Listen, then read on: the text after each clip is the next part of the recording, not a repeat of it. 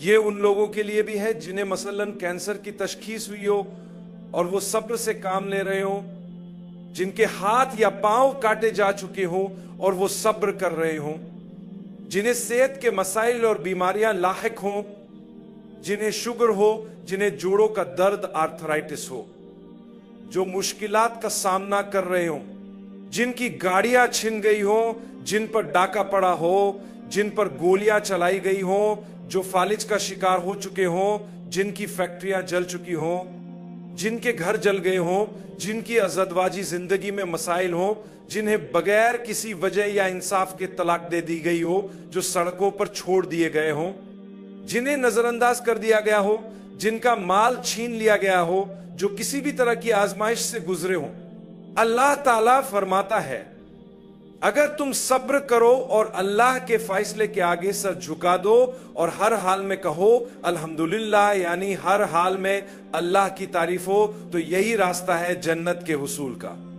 اللہ فرماتا ہے کہ اگر تم ایسا کرتے ہو اور تم ان لوگوں میں سے ہو جو اللہ کے فیصلے سے شکوہ نہیں کرتے بلکہ خوشی سے اسے قبول کرتے ہیں، دل سے مانتے ہیں کہ اللہ کا فیصلہ میرے لیے بہتر ہے، تو اللہ قیامت کے دن اعلان کرے گا میں نے ان خاص بندوں کو آج انعام عطا کر دیا ہے۔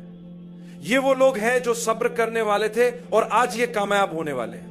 اگر آپ کو کوئی چھوٹی بیماری ہے یا کوئی درد ہے تو گھبرائیں نہیں، ہمت نہ ہارے، وہ ہر بار آنے والا درد تمہارے درجے بلند کر رہا ہے۔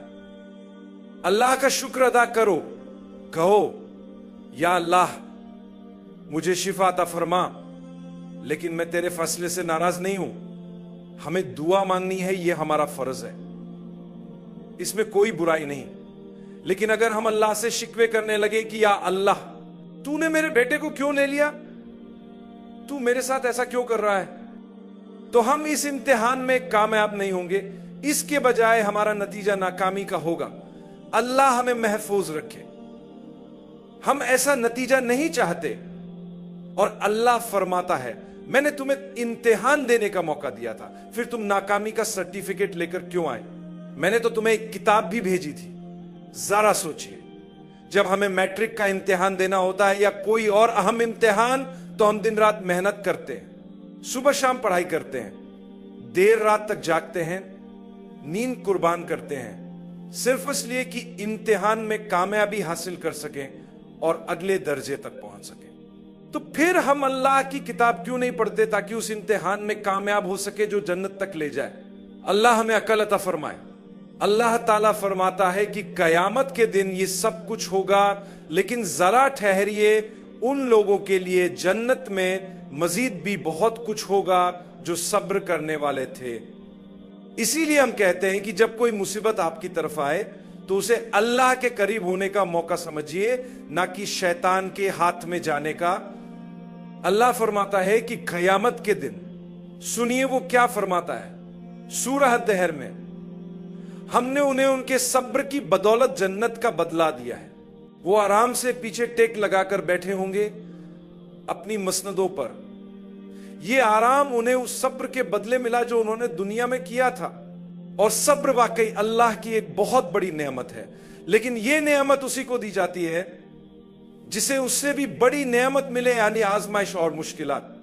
بلکہ یوں کہیے کہ اگر کوئی مشکل آپ کی طرف آتی ہے تو یہ خود ایک عظیم موقع اور نعمت ہے، اگر آپ اسے اس نظر سے دیکھیں، کیونکہ اگر یہ مشکل نہ آتی تو آپ صبر کیسے کرتے؟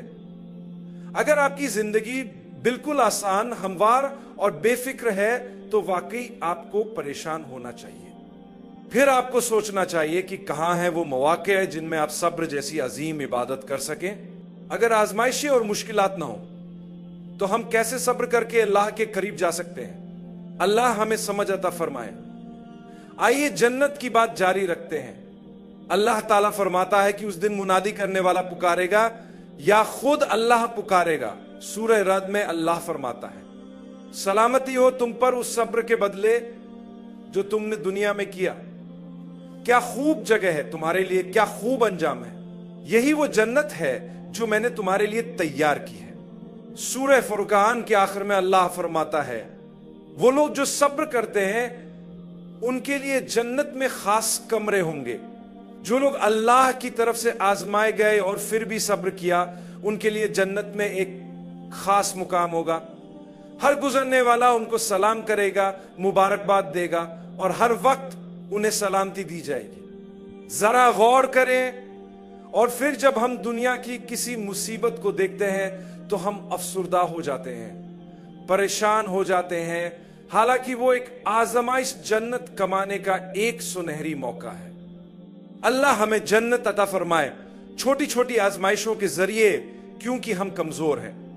हम बड़ी बड़ी आजमाइशों की बात तो करते हैं, मगर अपनी कमजोरी की वजह से हम अल्लाह से दुआ करते हैं कि वो अपनी रहमत से हमें जन्नत अता फरमाए।